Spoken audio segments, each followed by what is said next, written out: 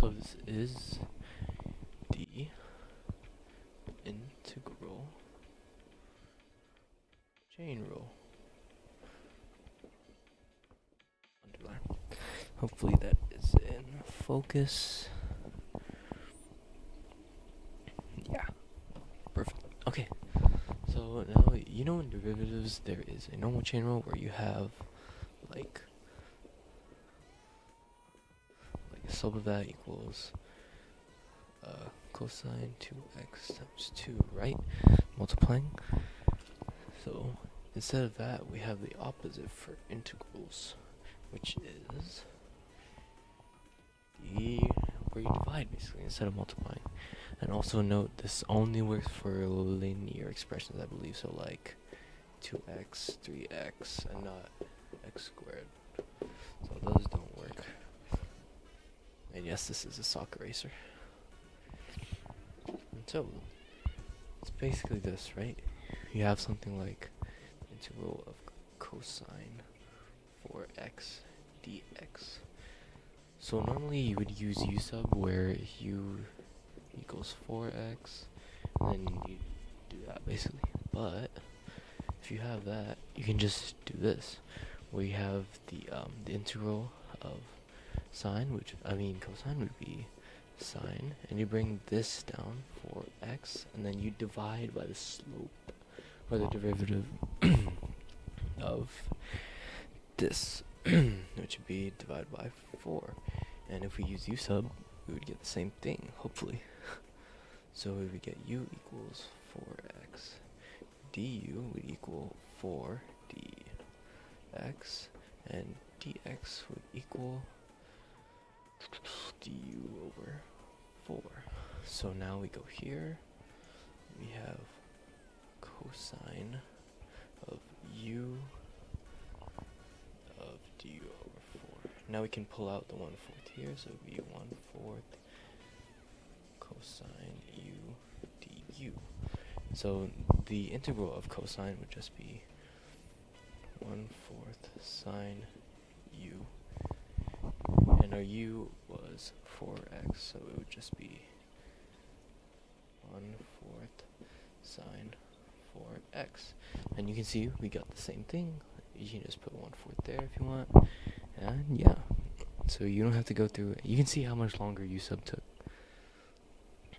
So now we can do some practice problems. Let us pull up some practice problems. Hopefully they load. Okay, let's see.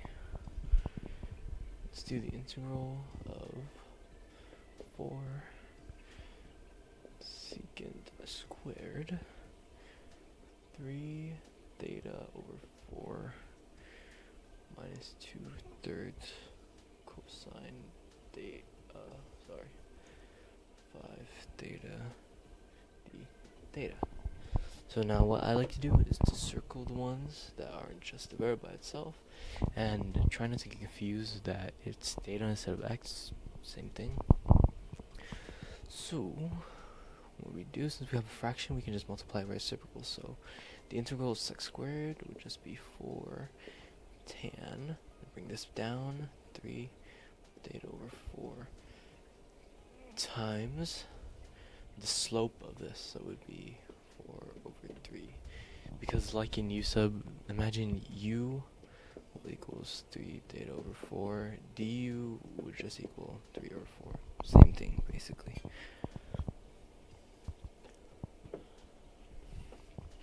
So we can simplify that later. The integral of negative cosine would be, I believe, just negative sine, so negative 2/3 sine 5 theta, and we want to divide this whole thing by 5, or we can just multiply by 1/5 plus c. So simplify, we get 16 over 3 tan 3 theta over 4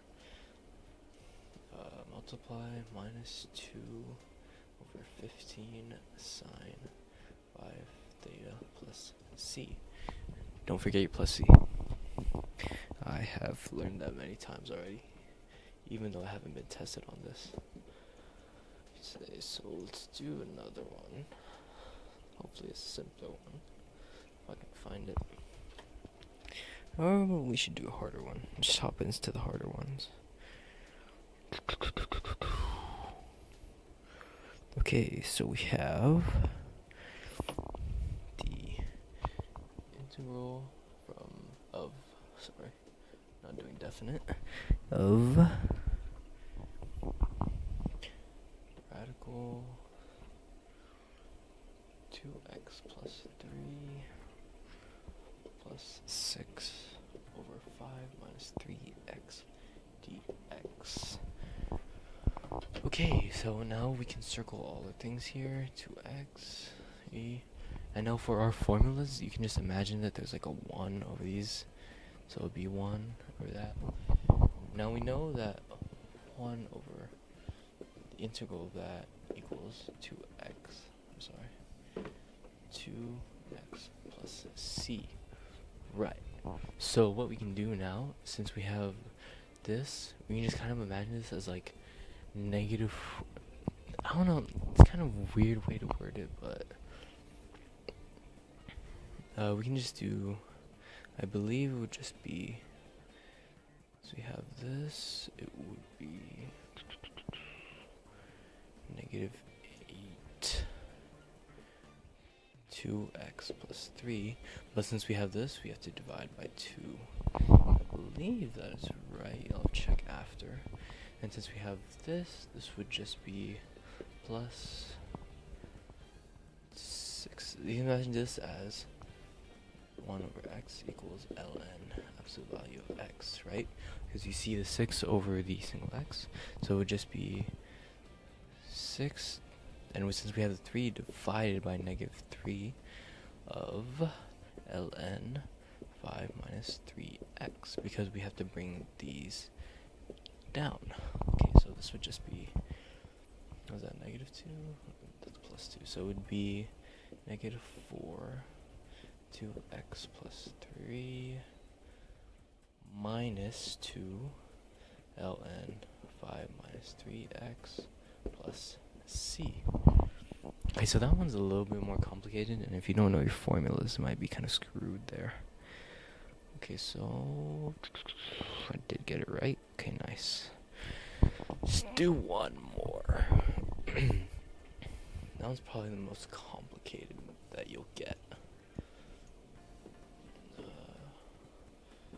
Hopefully a simpler one. I'll scroll all the way to the top. Let's see.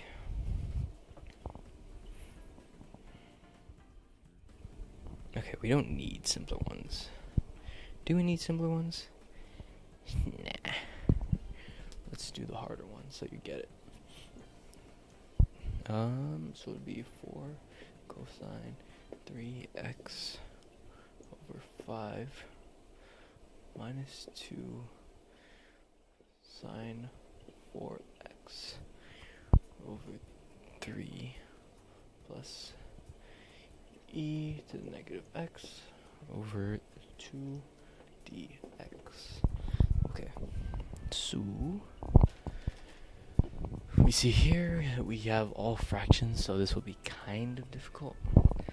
Let's just see my recording. Hopefully I am still in the middle. Okay. So obviously the slope of cosine is sine, and we have to pull this down again and bring the 4/5, and then we have to divide by this, or we can multiply by 1/3.